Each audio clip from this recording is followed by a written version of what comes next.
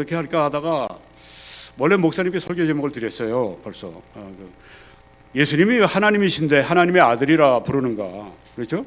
하나님이신데 왜 하나님의 아들이라 부르는가? 네. 그 제목으로 제가 방송을 한번 했더니 10,000명 이상이 왔더라고요.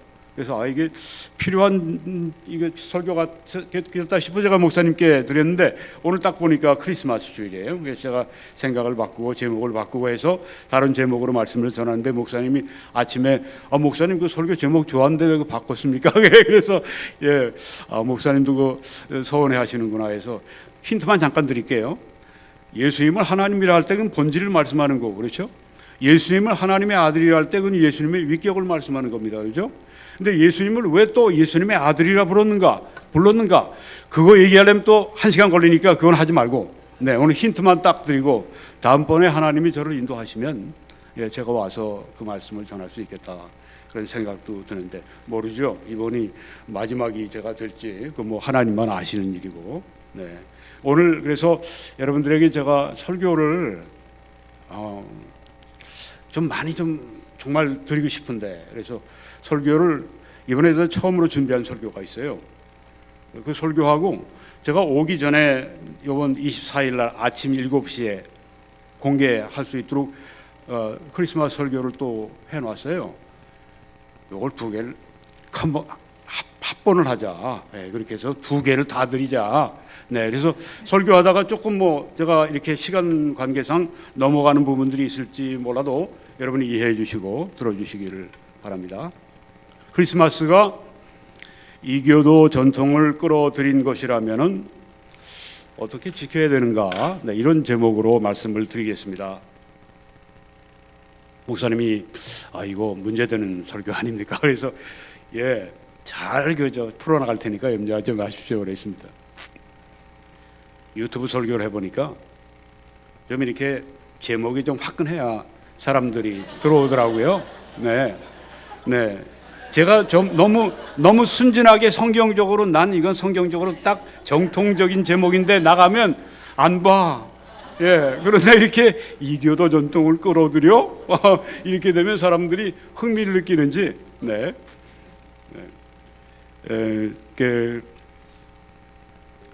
지금 되고 있죠. 네.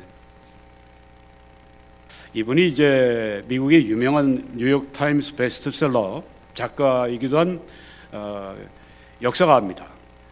보니까 케니스 데이비스 그런 이름을 가진 분인데요. 설명을 잘하니까 재밌게 하니까 재밌게 책을 쓰니까 뭐 베스트셀러가 됐고 그 다음에 또 뭐 이런 CBS 방송 같은 데서 막 초대해서 막 거기서 이제 대담하고 그러는데 나와서 그런 얘기를 합니다. 이 크리스마스가 이 날짜 그리고 크리스마스의 관습이 이게 이교도 축제의 전통에서 나온 겁니다. 이렇게 얘기를 해요. 여러분 그런 얘기 들어보셨습니까? 우리 크리스마스 그게 이교도 전통에서 그 어떤 굉장히 유럽인들이 그때 연말에 아주 바쁜 그런 이교도의 축제가 있는데 거기에 그걸 이제 좀 우리가 좀 따가지고 이렇게 우리 크리스마스 축제로 해서 우리 크리스마스 아주 축제로 바꿔버리는 그런 그것 때문에 크리스마스가 생겼다. 들어본 적 여러분 있어요? 들어보셨죠?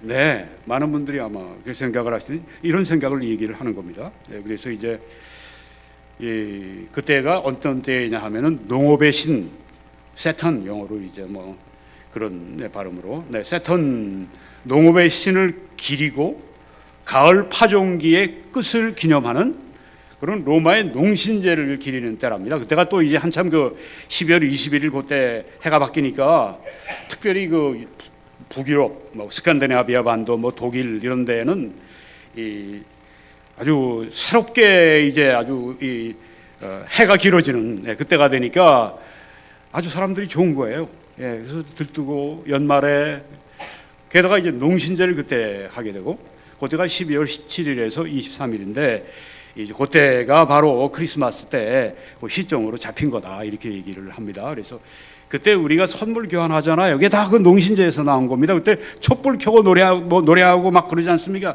다 거기서 나오고 집도 장식을 하고 또 그 다음에 뭐 크리스마스 트리를 하고 이게 상록수인데 에버그린 트리인데 거기에다 또 뭐 그때는 사과도 실제로 달고 그랬다고 합니다. 요새는 빨간 방울로 대신 다는 것 같은데, 네, 그렇게 해서 그런 것들이 이 아주 상록수니까 아주 생명, 빛 이런 것들이 다시 돌아온다 해서 아주 그때 그 유럽의 그 농신제 축제 기간 동안에 사람들이 그렇게 굉장히 아주 기뻐한다. 그리고 겨우살이라고 여러분들이 지금 오른쪽에 위에 이렇게 보시면은 그 열매가 빨간 열매가 있지 않습니까? 그게 겨우살이라고 하는데요.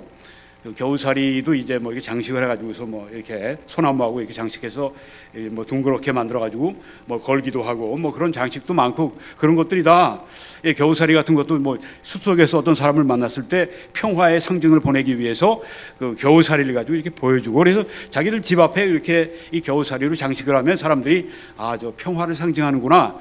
그래서 다 그런 좋은 분위기 속에서 그렇게 보내는 때 바로 여기에서 이 크리스마스 때가 그렇게 된 겁니다. 그렇게 얘기를 합니다. 역사적으로 볼 때는 이 AD 336년에 첫 번째 성탄 축제가 있었다고 그래요. 우리 기독교에 아주 근본적인 변화가 일어난 때가 313년 그때 밀라노 그 칙령이 있었던 때입니다. 그 전까지는 기독교가 뭐 무자비하게 박해를 받았죠. 네. 뭐 아주 전국적인 박해를 받은 때도 있었고, 그런데 대부분 이제 지역적인 박해를 받았고, 그래서 그때 그 아주 정말 치열하게 그 박해하고 콜로세움 같은 데 가서 그냥 그 사제들의 밥이 되기도 하고 뭐 별별 그냥 그 박해를 다 당했던 기독교가 컨스탄틴이라고 하는 사람이 이제 황제의 자리를 놓고 싸움을 할 때 그때 이제 이 그 루이콘 강을 건너고 그러면서 밤에 이제 뭘 보니까 거기에 뭐 한산 가운데 나타나서 십자가로 이기라 뭐 그런 게 나와가지고 뭐 그때부터 그 사람이 이제 십자가에 대해서 뭐 이렇게 뭐 기독교인이 되고 뭐 그런 그 역사 이야기가 있지 않습니까? 뭐 거기에 대한 여러 가지 그 이견이 있지만 하여튼 그 역사적인 사실이 있는데 그 313년 밀라노 칙령이 있고 난 다음에 기독교가 박해를 벗어나고 기독교가 공인이 됐습니다. 국교가 된 때는 이제 397년 정도가 되고 381년 그리고 313년에 밀라노 칙령 때문에 박해가 바뀌고 이제는 기독교가 공인돼 가지고서는 공식적으로 그때부터 확 바뀐 겁니다. 분위기가. 그러니까 이 336년에 첫 번째 성탄 축제가 있었던 건 그런 분위기 속에서 공개적으로 나온 거죠. 그런데 역사적인 증거를 더 거슬러 올라가 보게 되면 2세기경부터 성탄 축제를 했었답니다. 아마 교회에서 그런 어떤 지역에서 이런 성탄 축제가 있었던 것이 아닌가. 그래서 이교도의 축제에서 뭐 비롯됐다. 뭐 그런 것보다도 뭐 유럽의 그런 것보다도 훨씬 더 이건 남유럽이니까 뭐 서유럽 이런 데가 아니니까 지금 우리 역사적인 증거로 보는 데는요. 그래서 교황 율리우스 1세라고 하는 사람이 그 당시에 로마 교회 감독이었는데 그가 AD 350년경에 우리는 크리스마스 날을 12월 25일로 잡는다 이렇게 결정이 돼가지고 지금까지 12월 25일로 왔다고 하는 겁니다. 요건 사실이에요. 네. 그래서 캐톨릭의 그 당시에 로마의 감독이 교황 율리우스 1세가 12월 25일에 잡아서 이렇게 됐다는 어떤 그 그리스도인들 특별히 근본주의적인 그리스도인들 또 독립침례교회 같은 데에서는 어떤 분들은 이제 이거 캐톨릭이 만든 거 우린 그 어떤 그 이방 종교 이교도들의 전통에서 나온 거 우리는 안 해. 뭐 이러면서 이제 또 성경에는 예수님의 탄생 일자에 대해서 나온 것이 없는데 왜 해? 그 옛날에 청교도들이 미국에서 이제 그 반대할 때 한때가 있었어요. 그때 이제 그런 얘기도 나오고 그래서 이 크리스마스 날을 안 지키려고 하는 그런 사람들도 있어요. 네. 여호와의 증인은 대표적으로 크리스마스 날을 안 지킵니다. 그런 여러 가지 이유를 들어가지고. 그러니까 우리가 지금 보게 되면 근데 대부분이 다 크리스마스를 지키죠. 네. 그러니까 그게 워낙 인기 있으니까 이렇게 바뀐 것입니다. 예수님의 탄생 축일로 그렇게 불리죠. 432년경에는 이집트로 이제 크리스마스 축제가 가게 되고 6세기 말에는 영국으로 전파가 되고 그러니까 이 기독교인들은 이렇게 해서 이거를 왜 이렇게 만들었냐 하면은 기독교인들이 이거 이교도들이 농신제 축제로 아주 즐겁고 흥겨운 그 연말을 보내는데 우리가 그걸 좀 기독교적인 축제를 바꾸자 그렇게 해서 적극적으로 이렇게 했다고 하는 그런 얘기를 하는데요. 네, 좋은 목적으로 이렇게 한 거죠. 그런데 그 영국의 올리버 크롬웰이라고 하는 이 사진에 나오는 사람이 유명한 청교도 정치가인데요. 정권을 잡았습니다. 그래서 개혁을 하는데 영국의 국가를 타락에서 건진다. 네, 그래서 이 퓨리탄 청교도 세력이 그때 크리스마스를 금지시켰습니다. 왜냐면 그때 뭐 그냥 많이 술들 마시고 그러니까 크리스마스를 그쳐버린 겁니다. 네, 1645년에서 1660년에까지. 네, 1660년에 이제 다시 왕정이 복고되면서 다시 이제 워낙 크리스마스가 인기니까 크리스마스가 돌아온 거예요. 그 다음에 미국에서도 청교도들이 크리스마스 금지를 한 때가 있었습니다. 1659년에서 1600 제가 바꿔야 되겠습니다. 1681년까지 한 20년 정도. 네. 왜냐하면 이교도 전통에서 나온 거니까 우리는 하지 않는다. 혐오하는 거예요. 청교도들이 그래서 한 20년 동안 이걸 안 했는데 워낙 크리스마스가 인기다가 보니까 이것도 다시 바뀌어서 미국에서 지금 뭐 크리스마스 대표적인 그런 축제 가운데 하나죠. 근데 우리가 크리스마스를 이렇게 지키느냐 안 지키느냐 이렇게 나뉘는데 다 좋은 동기로 또 뭐 그 양쪽이 다 굉장히 그 뭐 여호와의 증인 빼고 네 아주 신실한 크리스천들이 우린 이렇기 때문에 지킨다, 우린 이렇기 때문에 안 지킨다 그러는데 자 우리가 이것에 대해서 두 가지 좀 원리를 가지고 생각해 볼 필요가 있다고 생각이 듭니다. 첫째는 세속 문화를 적절히 우리가 수용해서 버릴 건 버리고 취할 수 있는 건 취하고 노래 부르기 취할 수 있잖아요. 우리가 해서 캐롤도 부르고 뭐 성탄 찬송도 부르고 뭐 할 수 있는 거고 촛불 켜는 거 뭐 우리 촛불 켜고 뭐 세상의 빛 대신 예수 그리스도를 우리가 증거하고 그러면 되는 거고 뭐 그런 건 뭐 대단한 문제가 아니니까 그러니까 이렇게 세속 문화를 적절히 수용해서 기독교화 시킨다. 이런 경우에는 뭐 문화까지 우리가 구원한다. 네, 영어로 이제 리뎀션이라고 한 표현을 쓰기도 하는데, 네, 그렇게 해서 이제 세속 문화를 적절히 수용하자. 예, 그렇게 해서 기독교화 시키자. 근데 이게 성경에 있느냐는 겁니다. 성경에 있을까요? 있습니다. 누가 그런 걸로 했습니까? 사도 바울이 했어요. 네. 우리가 이 성경의 사도행전 17장 21절부터 보게 되면은 바울이 아레오바고 가운데 서서 말하되 아덴에 가서 지금 선교를 하고 계시는데 아덴 사람들아, 아레오바고는 광장입니다. 옛날에는 그 광장에서 시장이 광장이고 광장이 시장이었는데 유럽에 보면 큰 광장들이 있잖아요. 축제로밖에 뭐 다 시장들입니다. 거기 시장들이 많이 쓰고 그 마테네 그 아레오바고 광장에 사람들이 많이 모이는 곳에 전도는 어떻게 해야 되느냐? 사람들이 많이 모이는 곳에. 제가 어저께 저녁에 우리 식사를 목사님 네 분이 아주 잘 사주셔서 제가 한국에 오면 우리 미국이나 캐나다에서는 제일 부족한 게 한국 음식점 아니에요? 저희들 뭐 밴쿠버에도 좋은 음식점이 있는데 우리가 사는 데서 거기까지 가면 거의 1시간 가야 되는데 한식을 잘하는 데인데 그러니까 좀 가까운데 한식이 있으면 여기 와서 나오면 내가 갈비를 먹고 내가 냉면을 먹어야지. 그런데 어저께 서산명관가 제일 잘한다고 하는 데를 또 불러주셔서 거기서 아주 진짜 먹고 내가 정말 먹고 싶었던 이 갈비는 바로 이거고 내가 가장 먹고 싶었던 이 냉면은 바로 이거다. 네. 그저께 저녁에 여의도에서 그 냉면을 먹는데 평창면옥인가 뭐 아주 평양 냉면 전문이라고 하는 저 순복음교회 바로 앞에 여의도 순복음교회 바로 앞에 있는 아시는가 본데 거기서 제가 먹으면서 내가 냉면 그렇게 기대하고 맛이 없더라고. 예. 평창면옥한테는 미안한데 여기 보시는 분 가운데 평창면옥 관계자는 용서해 주세요. 네.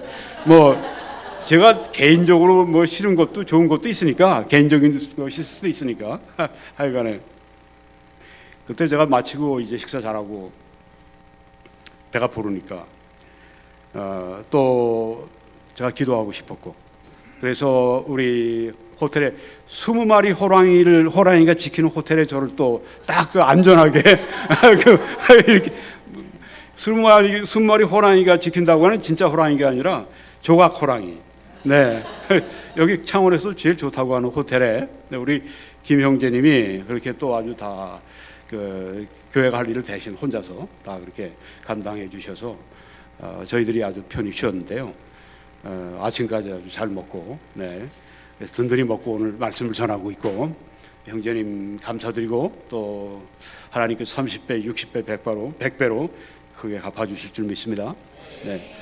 제가 어제 그 호텔의 옆에 이제 좋은 점은 그 넓은 이 컨벤션 센터가 있잖아요. 창원 컨벤션 센터. 멋지게 지었던데요. 난 보면서 야, 내가 목회를 다시 하러 젊어서 다시 하러 어디를 택한다면 여기 창원을 택하고 싶다. 거기 이제 제가 쭉 거닐고, 네, 그렇게 하면서 기도할 수 있는 그 시간을 가졌는데, 네, 이 사람들이 많이 그때까지도 나오더라고요. 황영웅 가수가, 예, 거기에서 어저께 오후 5시에 공연을 했는데 8시 반이 됐는데도 계속 이렇게 사람들이 나오더라고요.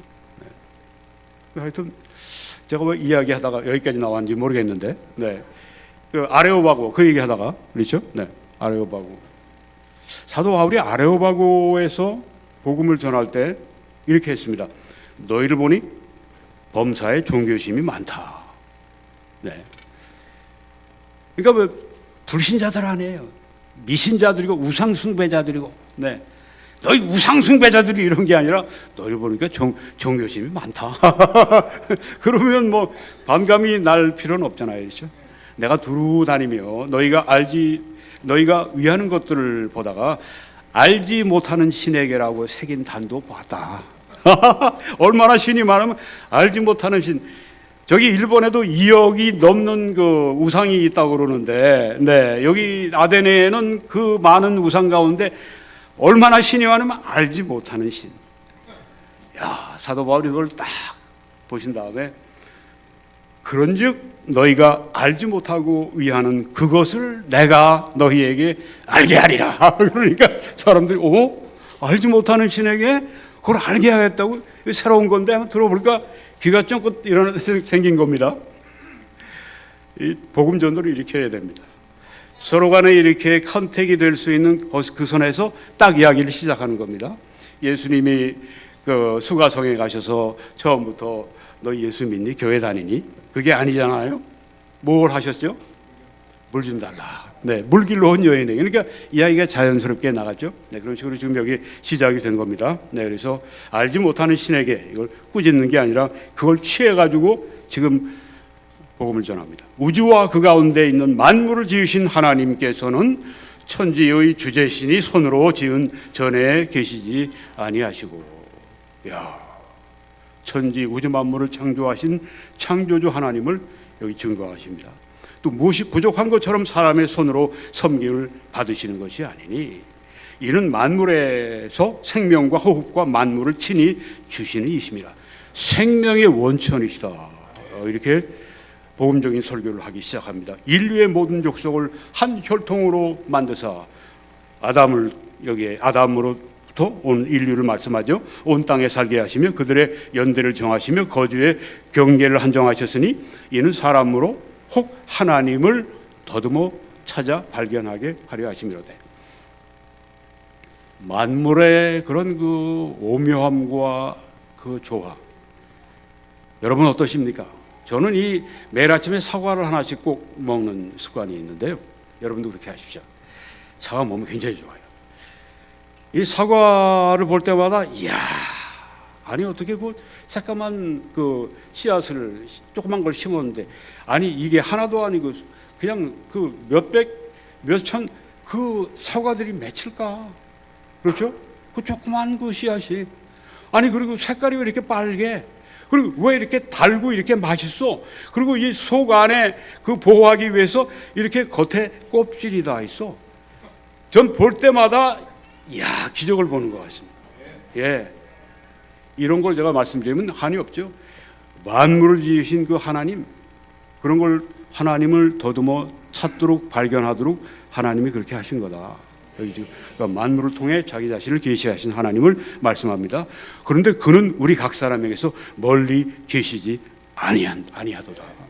우리가 그를 힘입어 살고 기동하며 존재하느니라. 우리 생명의 근원이다. 여기 지금 신론에 대해서, 기독론에 대해서 지금 계속해서 말씀하고 계세요. 너희 시인 중에 어떤 사람들의 말과 같이 우리가 그의 소생이라니.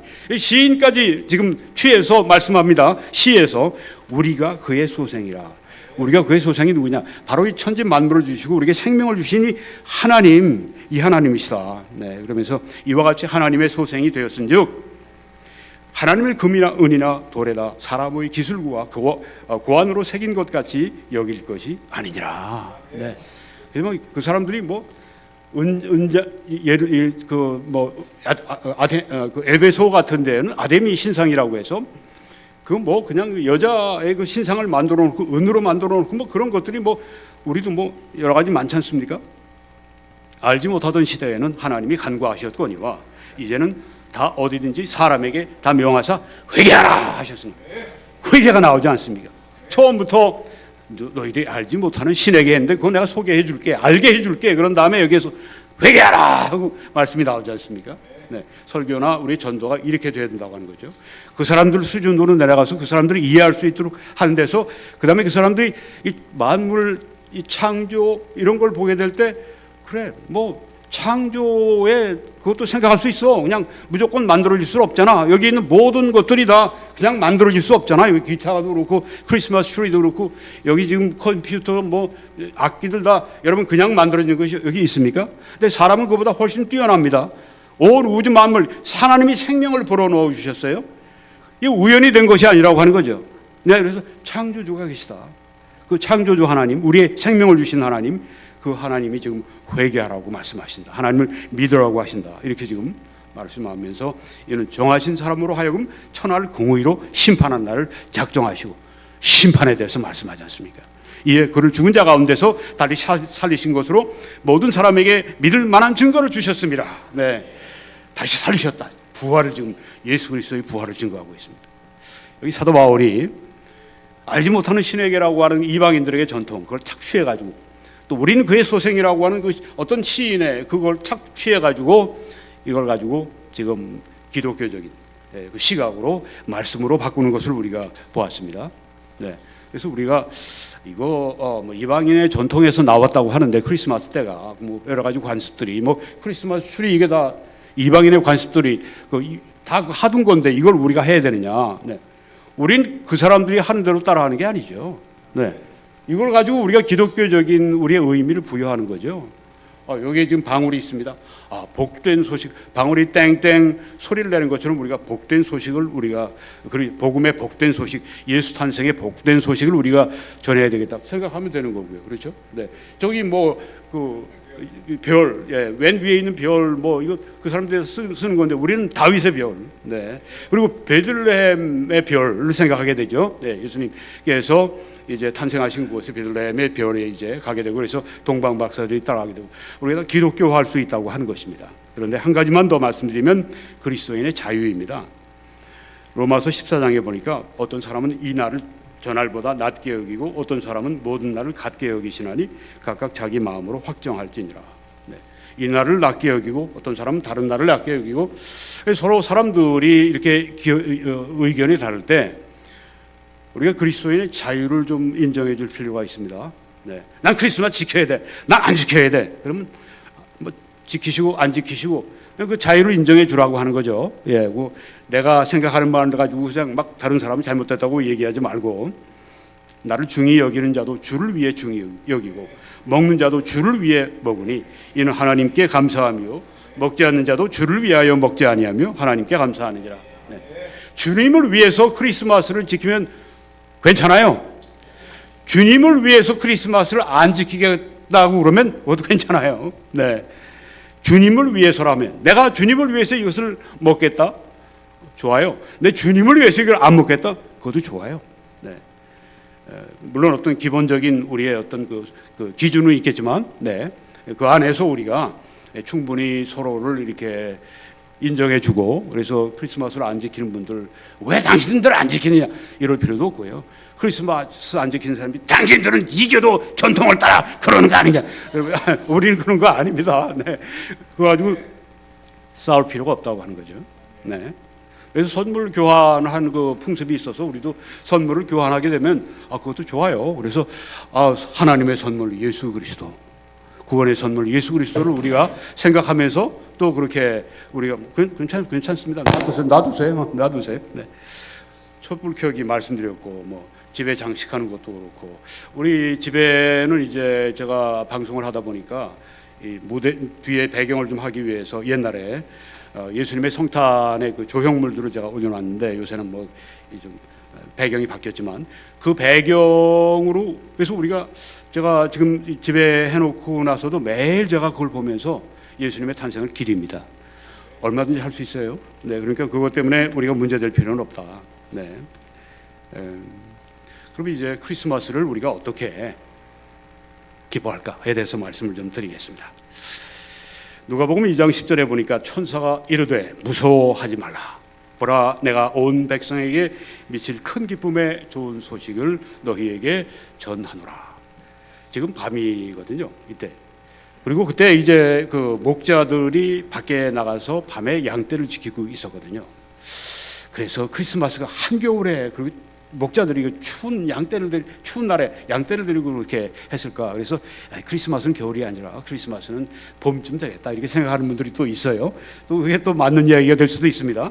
하여간에 이 크리스마스 그때 이 천사들이 나타나니까 이 목동들이 깜짝 놀란 겁니다. 사실 천사들을 우리가 직접 보면 우리도 깜짝 놀랄 것 같아요. 성경에 보면 천사들이 나타나서 깜짝 놀라는 경우가 많습니다. 뭐 날개를 달고 뭐 이쁜 여자애 같은 그 천사들이 나타나서 뭐 날갯짓을 하면서, 그건 사람의 상상이고, 천사들은 하나님이 보내신 사자들인데 위험이 있지 않겠어요? 그 천사의 그냥 그 빛 가운데 위험이 나타나면 사람들이 놀래버리는데, 여기에 지금 목동들도 마찬가지였습니다. 그러니까 이 천사들이 무서워하지 말아라. 내가 너희들에게 온 백성에게 미칠, 온 인류에게 미칠 큰 기쁨의 좋은 소식을 너에게 전한다고 했습니다. 크리스마스는 어떤 때에 되느냐? 제일 기쁜 때가 되어야 됩니다. 큰 기쁨의 좋은 소식을 너희에게 전한다. 어떤 도시에 그냥 사람들이 예전에 그 레닌그라드가 그랬죠. 레닌그라드가 2년 동안 독일군들에 의해서 겹겹이 포위가 돼서 많은 사람들이 굶어 죽어갔습니다. 그런 가운데도 2년을 그렇게 버티다가 구원군이 왔을 때 얼마나 기뻤겠어요. 죄로 말미암아 죽을 수밖에 없는 그 세상에 하나님께서 구주를 보내신 겁니다. 큰 기쁨의 좋은 소식을 너희에게 전하겠다. 이게 우리 크리스마스의 소식입니다. 그래서 우리가 사람들에게 이 크리스마스 때 할 일은 큰 기쁨의 좋은 소식, 유앙겔리죠, 헬라어로. 그리고 우리의 또 이 예방겔이라고 또 얘기도 하죠. 네. 기쁜 소식. 네, 이것을 우리가 천사들이 그때 하는 걸 듣는데, 오늘 다윗의 동네에 너희를 위해 구주가 나셨으니 곧 그리스도 주시니라. 구주가 나셨다. 곧 그리스도 주시다. 다윗의 동네 베들레헴에 너희를 위해 나셨다고 말씀했습니다. 네. 그리스도가 왜 오셨는가? 너희를 위해 오셨다. 네. 믿는 하나님의 백성을 위해 오셨다. 네. 구주가 오셨다. 곧 그리스도 주시다. 여기서 우리가 이 세 가지 단어가 중요합니다. 왜 기쁜 소식이냐? 구주가 오셨다. 그리고 그분이 그리스도이시고 그분이 주님이시다. 네. 구주를 우리가 왜 기뻐해야 되는가? 구주는 우리가 보통 뭐 어떤 사람들 얘기합니까? 세이비어, 구세주. 네, 그렇게 얘기할 때 위험이나 어떤 정말 위기에서 건지는 사람들, 저 사람은 정치적인 구세주야, 저 사람은 우리나라의 구세주야, 뭐 이런 얘기를 우리가 하는데, 우리가 기독교적인 시각으로 보게 될 때 이 구세주, 이 구주라고 하는 것은 우리 죄와 사망에서 건져주시는 분이죠. 우린 죄에 묶여서 죄의 노예가 돼서 죄의 삭슨 사망이요, 죽을 수밖에 없는 존재입니다. 태어날 때부터 영적으로 죽어 태어나서 하나님을 알지 못했고, 그리고 우린 또한 이 세상에 살다가 누구나 다 죽습니다. 그렇죠? 여기서 안 죽을 분이 계세요? 아무도 없습니다. 네, 아무도 없습니다.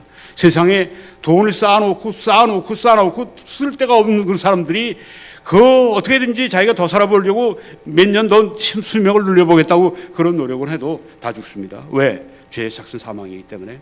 근데 그것으로 끝나는 게 아닙니다. 성경에서 하신 말씀은 더 무서운 말씀이 있어요. 그건 지옥입니다. 둘째 사망, 곧 불못이라고 말씀을 했습니다. 저는 이 지옥을 정말 믿습니다. 저는 설교자로서 젊었을 때는 좀 굉장히 그냥 이 문제를 강조하고 그랬는데, 이 점점 연륜이 깊어지면서 지옥 설교하는 게 그렇게 끔찍해요. 정말 지옥이 무섭습니다. 사람들이 1년도 아니고 10년도 아니고 100년도 아니고 1000년도 아니고 영원토록 지옥에서 보낸다고 하는 게 정말 무섭습니다. 그래서 사람들에게 당신 믿지 않으면 지옥 갑니다 얘기하는 게 전에는 그냥 아주 화끈하게 얘기했는데 요새는 그렇게 못하겠어요. 얼마나 무서운 얘기를 지금 하고 있는지. 네. 우리가 구주가 없다면, 예수님이 없다면 지옥 형벌을 받아야 마땅한 죄인들입니다. 하나님은 왜 이렇게 마음이 모지신가? 왜 그렇게 하셨? 여러분, 하나님은 거룩한 분이십니다. 하나님은 완전히 거룩하시기 때문에 조그만 죄도 그냥 용납을 하실 수가 없어요. 그게 하나님의 본질입니다. 거룩성의 본질. 우리는 그 하나님의 이 거룩함을 보면 우리는 죽어요. 그만큼 이 하나님의 거룩함은 너무너무 거룩하신데, 우린 완전히 그 거룩함을 이해할 수 없을 정도로 거룩하기 때문에 그 하나님의 거룩함에 반하는 그 죄에 대해서는 하나님이 인간을 사랑하실지라도 그 죄에 대해서 심판하실 수밖에 없기 때문에 그 죄에 대한 대가가 그렇게 무섭다고 하는 겁니다. 무섭습니다. 그런데 우리 구주께서 우리를 거기에서 건지시기 위해서 오셨다고 하는 겁니다. 그리고 평생에 죄의 노예로 살잖아요. 저도 아마 지금쯤 그냥 예수 믿지 않고 지금 이 나이에 됐다고 할 것 같으면 참 얼마나 더 죄를 많이 졌을까, 얼마나 죄의 노예 속에 살아갔을까, 그런 생각을 제가 해보게 됩니다. 근데 하나님이 저를 구원하셔서 이렇게 거룩한 삶을 살아가게 하시고, 뭐 우리가 완전을 향해서 하려면 얼마나 먼 길을, 제 개인적으로 먼 길을 더 가야 되겠습니까만은, 그래도 이만큼 그리스도인들의 삶은 죄의 습관에서 벗어나는, 죄를 짓지만 죄를 점점 안 짓게 되는, 그렇죠? 죄의 우리가 책임, 죄의 이런 그 처벌, 여기에서 예수 그리스도의 십자가의 보혈로 말미암아 완전히 사함을 받았거든요. 과거, 현재, 미래의 모든 죄가 예수님께서 내가 다 이루었다고 말씀하실 때 그때 끝난 것입니다. 하나님께서 우리를 모든 죄에서 깨끗하게 하신다고 말씀하지 않으셨습니까? 저는 죽어도 이번에 비행기 타고 오기 전에 또 이상하게 또 AI가 그런 걸 또 잘 보여주네. 제가 간다고 그랬는지 뭐 하여튼 비행기 사고 나는 그걸 또 보여주네요. 그래서 끔찍하게 그냥 일본 비행기가 그냥 뭐 전원이다 200 몇 명이 사망하고, 저게 왜 이때 나와? 내가 2, 3일 후에 비행기 살 텐데. 여하간이 그거 보고, 근데 난 저 비행기 탔더라도 조금 더 염려가 안 되겠다. 왜 그렇습니까? 내가 내 몸을 떠나 그리스도와 함께 있는 것이 훨씬 좋다. 사도 바울이 말씀하지 않았습니까? 저는 압니다. 천국감은 훨씬 좋아요. 천국감은 훨씬 좋습니다. 그래서 어느 때는 제가 어느 기간 동안에 나 정말 빨리 죽고 난 천국 가고 싶다, 막 그런 생각이 들어요. 그래서 그냥 내가 건강을, 내가 일을 하나 있어도 내가 그냥 말씀 전하고 싶은 거 다 전하고, 내가 그렇게 좀 제가 조급한 생각도 있었는데 또 생각해 보니까 천국 가면 복음 전하지 못합니다. 죄인들이 없어요. 교회에 여러분들이 섬길 일이 없어요. 거기에서는 여기 있는 섬김하고 다릅니다. 거기도 섬김이 있지만 여기에서 참 우리가 때로는 몸이 아프잖아요. 몸이 아픈 가운데 섬겨야 되고, 그렇죠? 잠을 못 자면서도 그냥 이 말씀을 준비해야 되고, 육신적으로는 괴로워요, 그렇죠? 영적으로는 뭐 내가 기뻐서 하는 일이지만은, 근데 여러분 천국 가면 복음을 못 전합니다. 근데 이 땅에 있으면 복음을 전할 특권이 있어요. 천사들도 이 일을 흠모한다고 했습니다. 그래서 제가 생각하기에 하나님, 제 생각이 좀 바뀌었습니다. 천국 가면 언제든지 가서 거기서 제가 영원히 기쁘게 사는 것이니까. 근데 천국 가면 한 가지 못할 게 있으니까 복음 전하지 못하고 내가 이렇게 설교할 수 없으니까. 그렇죠? 천국 가면 설교가 뭐가 필요해요? 다 거룩한 사람들이 됐는데 거기서 거기선 의사하고 간호사하고 소방서하고 이런 사람들 다 일자리 다 잃어버리는 데입니다. 요새 AI 때문에 많이 일자리 잃어버리고 있는데 천국 가면 목사도 일자리 잃어버려요. 설교할 필요가 뭐가 있어? 예, 거기 예수님이 나의 목자신데 그렇지 않습니까? 거기서 무슨 설교가 필요해요? 생명나무 밑에서 우리가 살아가는데. 그래서 여러분 여기 있는 동안에 일해야 됩니다. 그렇죠? 우리가 이 땅을 떠나면 일을 못합니다. 어떤 사람은 내 돈 가지고 내가 어떻게 떠나, 내 자식 두고 어떻게 떠나. 근데 저는 내가 어떻게 하나님의 일을 이 땅에서 할 수가 있는데, 여기서만 할 수 있는데 내가 이걸 놓고 떠나. 그래서 제가 마음이 좀 바뀌었습니다. 너무 조급하게 내가 무리하게 그렇게 막 그냥 이 몸을 그냥 막 그렇게 막 써서 일하고 그러지 말고 좀 건강을 유지하고 여기서 하나님이 나에게 주신 그 수명까지 내가 건강하게 일 잘하다가 가야 되겠다. 네, 그래서 좀 어디 가야 할 때가 있으면 좀 가고. 저희 집이 바닷가거든요. 하나님이 어떻게 거기에 또 저희를 두셨어요. 처음으로 저희들이 바닷가에서 있는데 거기 지역은 그 싼 지역입니다. 네, 그래서 우리 집은 그냥 여러분 사시는 그런 집도 아니고 그냥 이렇게 미리 다 만들어 갖고 그런 거 있잖아요. 미리 조합 뭐라고 그러나요? 우리는 영어로는 매니팩처드 홈이라고 그러는데 여기서는 뭐라 그러나요? 미리 다 지어 가지고 한 조립식 주택. 네, 그런 데 저희들이 살아요. 근데 그러니까 그런 데 사는 게 경제적으로 다 취약한 사람들이 거기 살죠. 혹은 꼭 그런 사람들이 아니라 은퇴한 사람들이 많이 살고. 근데 거기서 제가 제 차로 한 5, 6분 정도만 나가면 바닷가 쭉 걸 수 있는 좋은 길이 있거든요. 네. 근데 제가 너무 열심히 일한다고 거기 나갈 시간도 없어.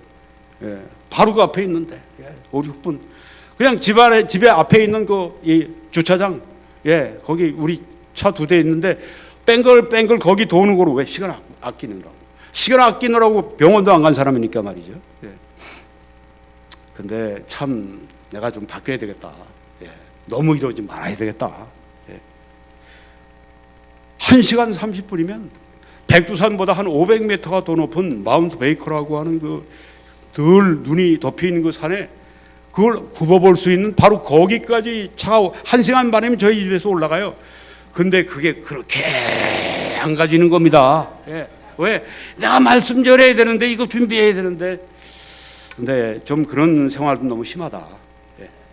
그래서 여러분 목사님 네 분이 어저께 보니까 안 되겠던데요. 제가 목사님 하신 말씀이 차에서 목사님 이제 내가 가고 싶은데도 난 갈 수가 없습니다. 내가 죽기 전에 내가 하나님의 일을 이 교회를 내가 부흥시켜 놓고 이 교회를 내가 든든히 세워 놓고 내가 가야 합니다. 아이고 이거 너무 과속하네. 예, 목사님이 왜냐면 제가 느끼고 알고 있으니까. 예, 목사님 네 분이 너무 이렇게 과속하시면요, 여러분이 목사님 사모님 감사합니다 잘했습니다 그러지만 마세요. 예, 여러분들이 좀 시켜주세요. 옛날에 클린턴 대통령이 6시간인가 잠을 자고 그렇게 6시간인가 잠만 자고 그렇게 한다. 국사를 돌본다. 그러니까 뉴욕타임스인가 거기서 글이 나왔어요.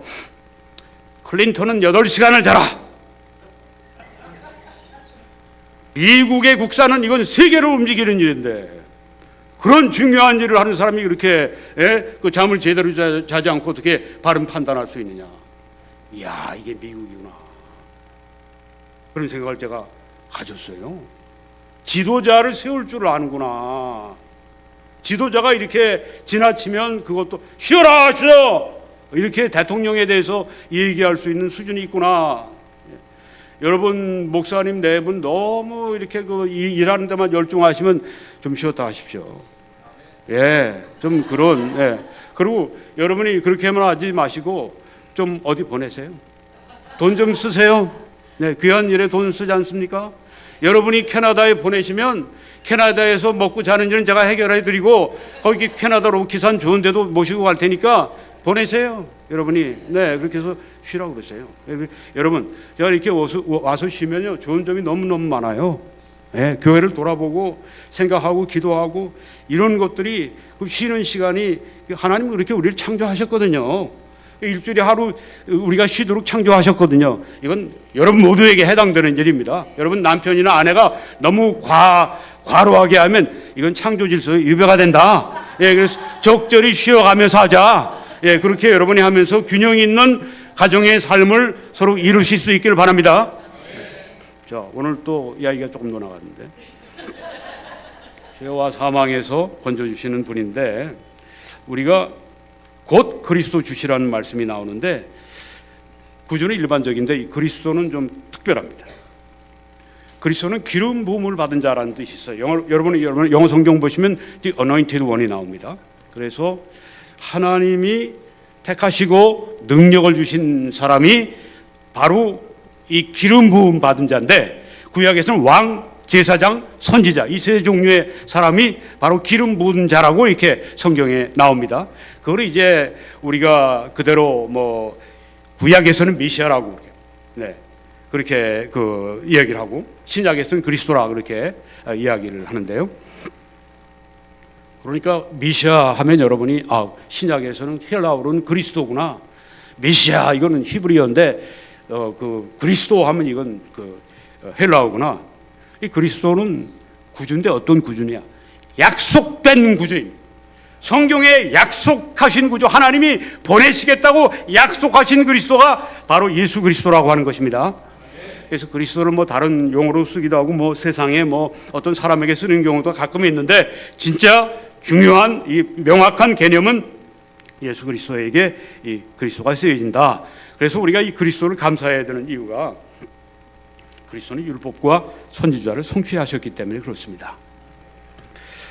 이 마태복음 5장 17절 보니까 내가 율법이나 선지자를 폐하러 온 줄로 생각하지 말라. 폐하러 온 것이 아니요 완전하게 하려 합니다. 우리 개역 개정은 그렇게 얘기했지만 영어는 fulfill이라고 하는 표현들을 다 썼습니다. 성취하다, 실현하다, 이루다. 그러니까 율법을 이루기 위해 왔다. 선지자의 그 여러 가지 예언의 말씀을 내가 이루기 위해, 성취하기 위해, 실현하기 위해 왔다. 이게 예수님이 하신 말씀입니다. 그러니까 구약의 예수님은 이 성경이 곧 내게 대해 증거하는 것이라. 구체적으로 말해서 예수님에 관한 이 예언이 300가지가 있는데 예수님이 모든 예언을 다 성취하기 위해 오셨습니다. 예수님은 이제 초림 이때 그 크리스마스 때뿐 아니라 재림이 이제 오게 되는데, 오늘 여러분 오후 메시지가 정말 중요합니다. 꼭 빠지지 마시고 누굴 데려오시기 바랍니다.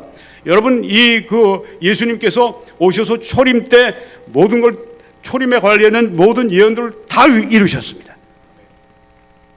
그래서 우리가 기뻐하는 것입니다.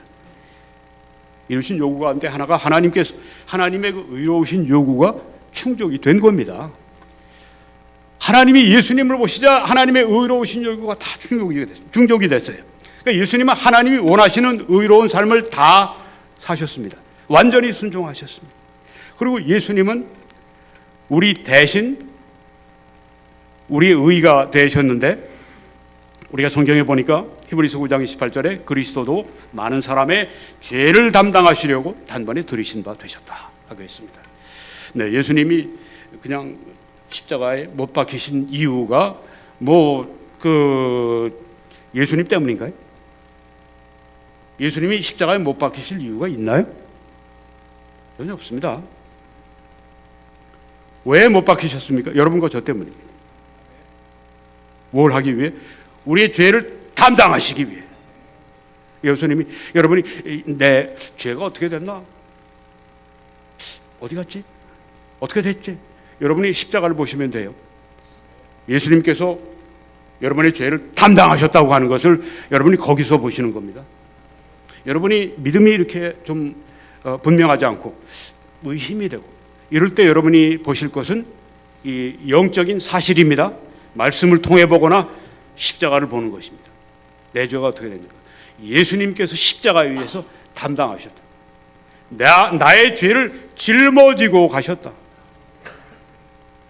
우리가 이걸 믿는 거죠. 죄를 담당하시기 위해 단번에 들이신 바가 되셨다고 했습니다. 우리가 기뻐하는 겁니다.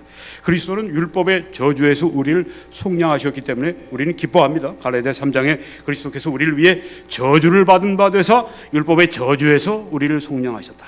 율법은 거룩하신 하나님의 말씀이기 때문에 율법을 우리가 지키지 못하면 그 율법이 우리에게 정죄가 됩니다. 그리고 그것이 저주가 있습니다. 그 율법의 저주에서 우리를 속량해 주셨습니다. 그러므로 우리는 그리스도를 이 크리스마스 때 기뻐하는 것입니다. 약속된 메시아에 대한 예언들을 그리스도가 성취하셨습니다. 우리가 이사야 7장 14절을 보니까 보라 처녀가 잉태하여 아들을 낳을 것이요 그 이름을 임마누엘이라 하리라고 말씀했습니다. 누구에게 이루어졌습니까? 여러분, 인류 역사상 이런 일이 이루어진 인간이 있습니까? 아무도 없습니다. 처녀가 잉태하는 일도 없고 아들을 낳은 일도 없습니다. 이거 이루어진 일은 예수 그리스도이고 임마누엘은 하나님이 우리와 함께 하신다고 하는 것입니다. 하나님이신 예수님이 사람의 몸을 입고 이 땅에 오신 이 날이 놀라운 크리스마스 날인 것입니다. 하나님이 친히 몸을 입으시고 이 땅의 역사에 개입하셔서 우리를 구원하시기 위해서 오신 그 날이 바로 크리스마스 날입니다. 그래서 우리가 기뻐하고 우리가 찬양하고 그렇게 하는 것입니다.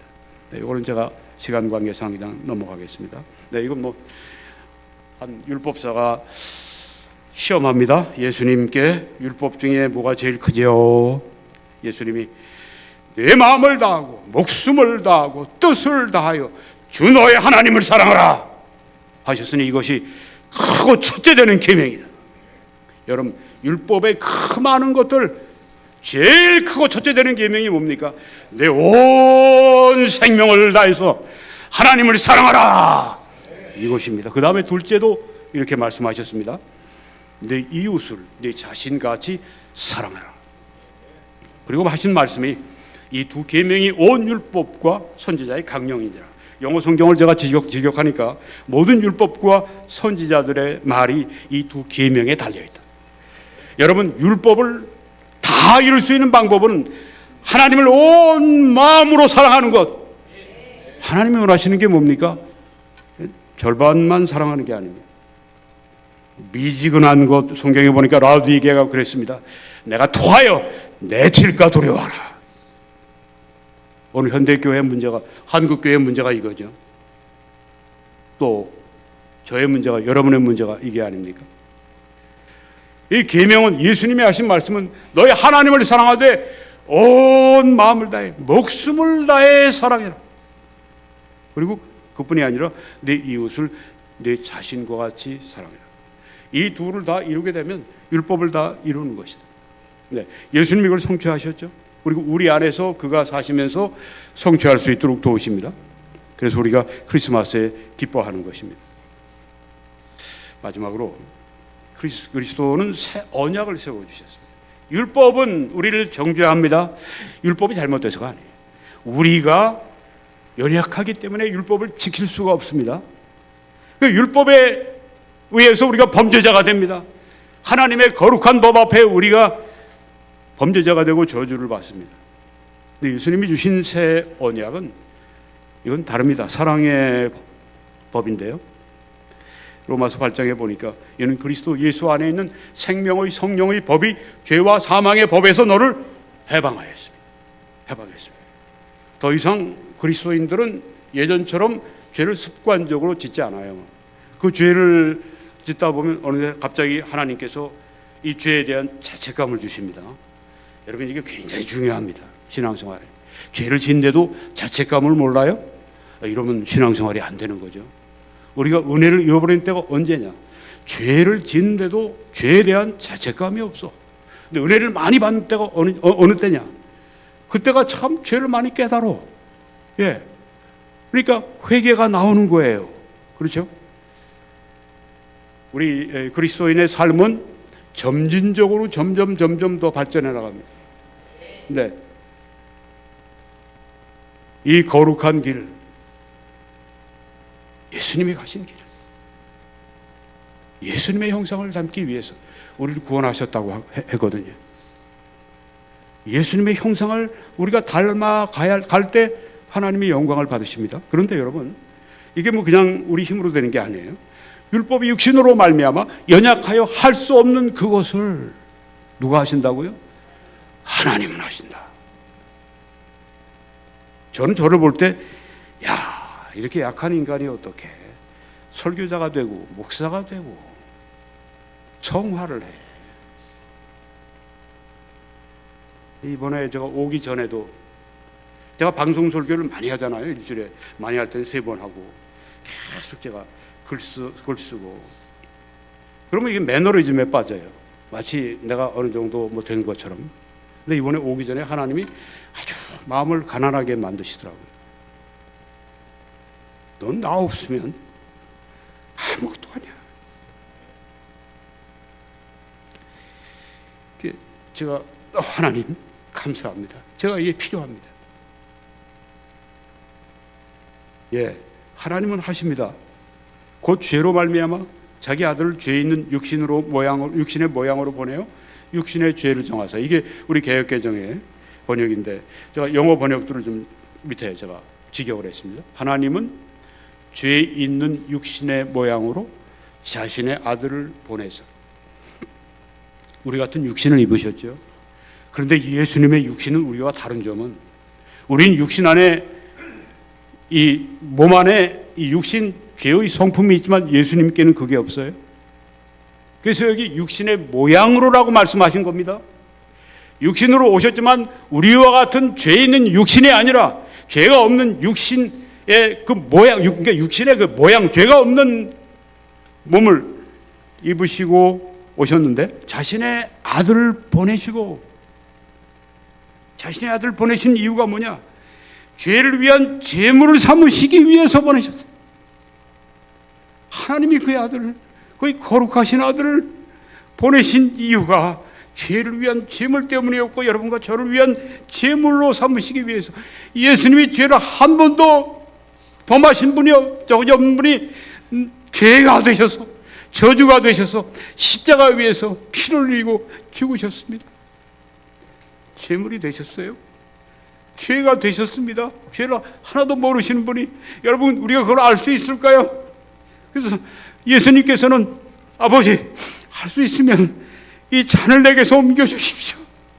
왜 그랬습니까? 죄가 드린 것이 그렇게 끔찍하신 겁니다. 그렇죠?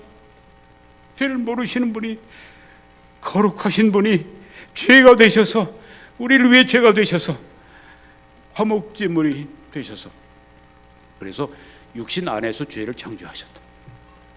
예수님이 그렇게 육신으로 오셨기 때문에 육신 안에서 죄가 정죄가 된 것입니다. 그래서 육신을 따르지 않고 그 영을 따라 행하는 우리에게 율법의 요구가 이루어지게 하려 하신다. 여기 그 영이라고 그랬죠. 우리 말은 사람의 영인지 하나님의 영인지를 구별하지 않지만 영어 성경들은 여기에서 더 스피릿을 대문자로 했습니다. 그것은 이제 하나님의 영을 말합니다. 성령을 말합니다. 성령을 따라 행하는 우리에게 율법의 요구가 이루어지게 하려 하신다고 했습니다. 이게 뭔가요? 나 같은 자도 예수님을 닮을 수 있구나. 나같이 연약한 자도 예수님의 형상을 담도록 하나님께서 다 예비하셨구나. 내가 육신을 따르지 않고 하나님의 영을 따라 하는 것은 하나님의 능력, 성령의 능력으로 살아갈 때, 성령의 충만으로 살아갈 때, 성령의 열매는 사랑과 희락과 화평과 오래 참음과 자비와 양선과 충성과 온유와 절제니 이 같은 것을 금지할 법이 없네요. 여러분, 그것이 여러분과 저의 삶에 이루어진다고 하는 걸 생각해 보세요. 그렇죠? 그 성령의 열매는 9가지지만 우리 성경에 보게 되면 그 열매 단수로 표현되어 있어요. 성령이 우리 안에 지배하시고 주장하시면 이런 열매가 사랑만 맺히는 게 아니고 희락, 기쁨만 맺히는 게 아니고 9가지가 다 맺히게 한다는 겁니다. 성령을 따라 행하면 하나님의 거룩한 법의 요구를 이룰 수 있다. 여러분, 이게 얼마나 놀라운 사실이에요. 그렇죠? 나도 될 수 있다. 그래서 Amazing grace, how sweet the sound. 이 찬송을 지은 저자가 유명한 존 뉴턴이죠. 그분이 원래는 어렸을 때는 어머니한테 이제 신앙교육을 받다가 완전히 하나님을 떠났습니다. 얼마나 떠났는지 이제는 노예를 데려오는 아프리카에 데려오는 그 노예 선에 거기서 일을 하는데 얼마나 나쁜 사람인지 같은 노예 상인들조차도 아유 뉴턴 저건 정말 전 끝판왕이야. 저건 정말 개망난이야. 안 돼. 그럴 정도 악한 사람들 중에 악한 자였었습니다. 존 뉴턴이 어느데 은혜를 받잖아요. 사납게 일어나는 그 파도 속에서 그 자기가 탔던 노예선이 이제 그냥 완전히 파손 일보 직전에 하나님 저를 살려주세요. 그 이후에 이제 결국은 주 예수 그리스도를 구주로 영접하게 되고 존 뉴턴이 올리의 목회자가 됩니다. 목사님이 됩니다. 그리고 거기에서 아주 위대한 목회를 했어요. 그때 어메이징 그레이스가 나왔습니다. 나 같은 죄인 살리신. 네, 여러분 그 나 같은 죄인 살리신 그게 원래 유럽의 선술집에서 부르는 노래 멜로디였습니다. 그걸 기독교인들이 탁 취해가지고 지금 어떻게 했어요? 어메이징 그레이스 하면 교회에서 부를 뿐 아니라 선술집에서 불러도 그건 찬송가요? 다 알지 않습니까? Amazing grace. 이 찬송이 나오면 죄인들 가운데 회개하는 사람이 나타나요. 이만큼 기독교인들이 그 세상 문화를 취해서 기독교화 시키는 걸 우리가 거기서 보게 되는 거죠. 예, 율법의 요구가 이루어지게 하게 하신다. 제가 이제 곧 끝내겠습니다. 그리고 그리스도 주를 기뻐하라. 예수님께서는 마태복음 28장에 하늘로 올라가시기 전에 마지막 설교를 하십니다. 마지막으로 제자들에게 주시는 이 말씀이, 유언의 말씀이 얼마나 중요해요. 그렇죠?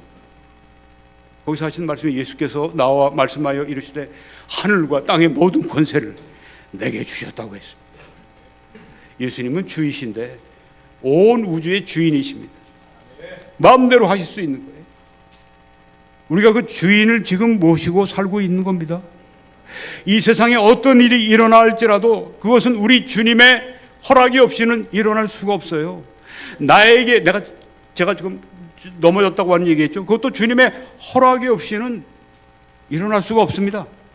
그리고 하나님을 사랑하는 자, 그 뜻대로 부르심을 입은 자들에게는 모든 것이 합력해서 선을 이룬다고 했습니다. 제가 아까 여호와는 나의 치료자시오 하면서 견디면서 그때 또 한 가지 생각했던 말씀이 이게 결국은 나에게 선이 될 거예요. 예, 막 그냥 몸이 너무너무 고문을 받고 있는데, 예, 밤잠을 그래서 그냥 침대에서 못 자고 그냥 소파에서 자다가 또 아프면 또 그냥 그때 결국 선이 될 거예요. 선이 될 거야, 선이 될 거야. 이러면서 제가 이겼거든요. 여러분도 마찬가지입니다. 여러분 여기서 예수님께서 이 말씀하시면서 하신 말씀이 있습니다. 그러므로 너희는 가서 너희들 집에 머무는 거로 끝나지 말고, 너희들 교회에만 머물러 있지 말고, 너희들 지역에만 머물러 있지 말고 문화권을 넘어서 복음을 듣지 못한 사람들에게 복음을 가지고 가라. 내가 너희에게 모든 것을 너희들이 나가서 모든 족속으로 제자로 삼아라.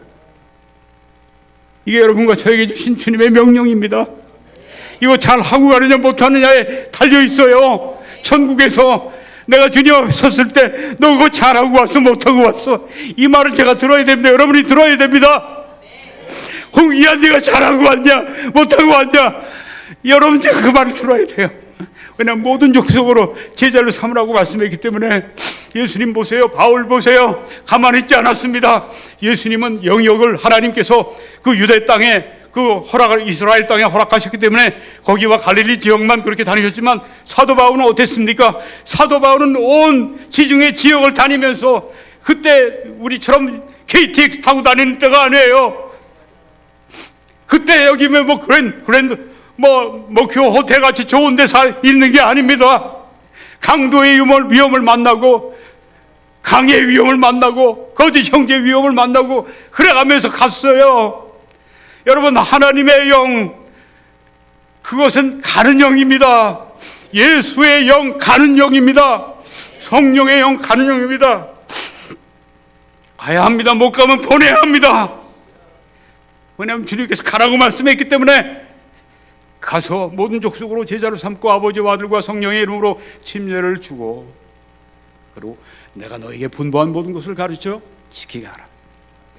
네, 믿는 것만으로 안 돼요. 네, 그들이 영적으로 자라나게 해야 됩니다. 그러기 위해서 얼마나 우리가 정말 시간과 노력과 돈을 써야 됩니까? 그렇죠?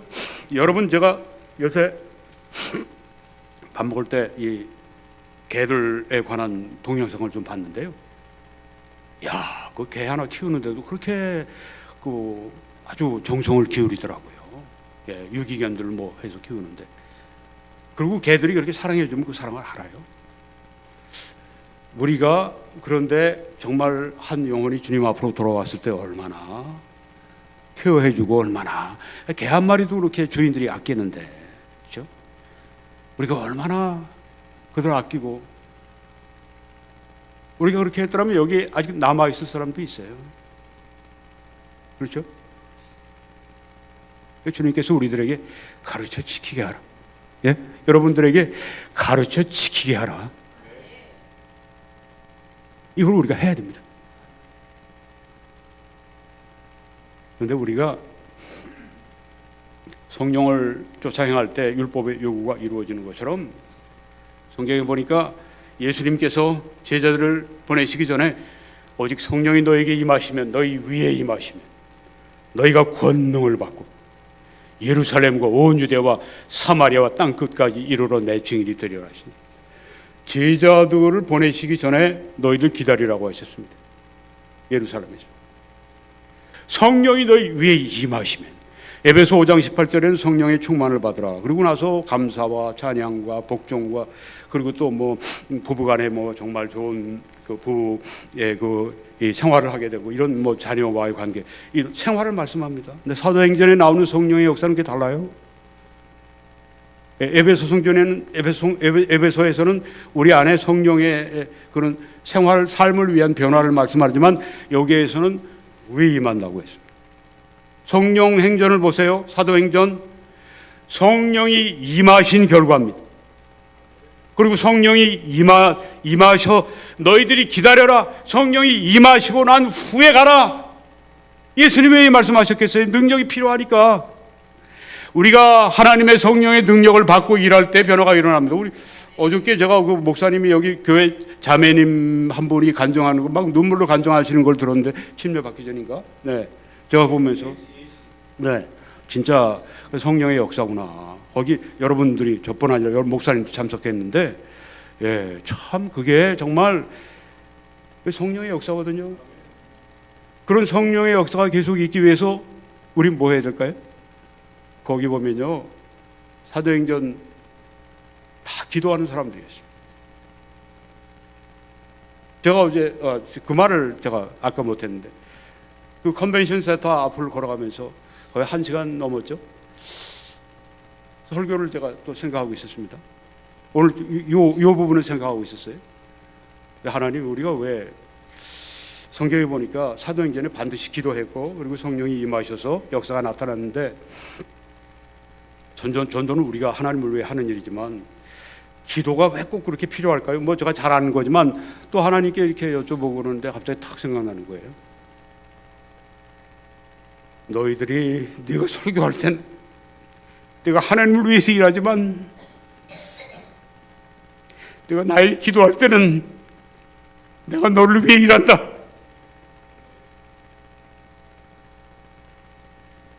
여러분, 우리가 그래서 기도해야 되는 겁니다. 우리가 기도하면 하나님이 일하세요. 너희가 내 이름으로 무엇을 구하든지 내가 시행하겠다고 하셨잖아요. 그래서 제가 어저께 참 창원에 왔더니 이런 은혜를 받는구나. 내가 전에 생각하지 못했던 이런 그 성령의 조명을 주시는구나. 오늘 아침에도 그래서 또 그 말씀 받았습니다. 창원에 왔기 때문에 예수의 영은 보내는 영이시고 가는 영이시다. 성령은 가는 영이시다. 성령이 충만한 교회는 반드시 갑니다. 그리고 우리가 하나님 앞에 기도할 때 하나님이 우리를 위해 일하십니다. 네. 그래서 우리가 성령을 구할 때 성령을 구하라고 하시지 않습니까? 누가복음 11장 13절에 성령을 구하라. 네. 그래야만 주시리라. 그건 뭐 불신자들에게 하신 말씀이 아닙니다. 성령을 우리가 구할 때 하나님이 얼마나 기뻐하시는지. 왜? 성령을 그들에게 주시면 하나님의 역사가, 하나님의 영광 받으실 역사가 나타나기 때문에. 여러분, 그래서 기억하십시오. 우리가 전도하고 우리가 일할 때는 우리가 하나님을 위해 일하지만 우리가 기도할 때 하나님께서 나를 위해 일해 주신다. 하나님이 여러분의 교회를 위해서 하나님께 기도하면 하나님이 여러분의 교회를 위해서 일하실 겁니다. 여러분, 제가 다음 여러분 여기에 오게 될 때 여러분 자리가 다 채워줄 수 있기를 바랍니다. 왜냐하면 여러분들이 하나님 앞에 기도하셨기 때문에. 하나님, 성령을 부어주십시오. 성령이 위로 오셔야 합니다. 그건 성령의 사역을 위한, 전도를 위한 영의 역사를 말합니다. 이것이 바로 부흥입니다. 이 부흥은 다른 게 아니라 성령의 부으심을 말합니다. 성령의 부으심이 일어나고 부흥이 일어나면 사람들이 구원받습니다. 불신자들이, 성도들이 성화됩니다. 그리고 사회적으로 이런 그 도덕적인 변화가 일어납니다. 부흥은 세 가지 결과를 반드시 산출해냅니다. 영혼이 구원받고, 그 다음에 구원받은 영혼들이 성화가 되고, 그 다음에 사회적인 도덕적인 변화가 일어납니다. 우리는 이런 부흥을 위해서 하나님 부흥을 주십시오. 하나님 성령을 부어주십시오. 이렇게 우리가 말해야 할 줄 믿습니다. 자, 나머지 내용이 있지만 그거는 좀 생략을 하고 오늘 여기서 말씀을 마치도록 그렇게 하겠습니다. 함께 우리 기도하는 시간을 좀 가지겠습니다. 목사님 나오셔서 기도 인도를 좀 해 주시겠습니다.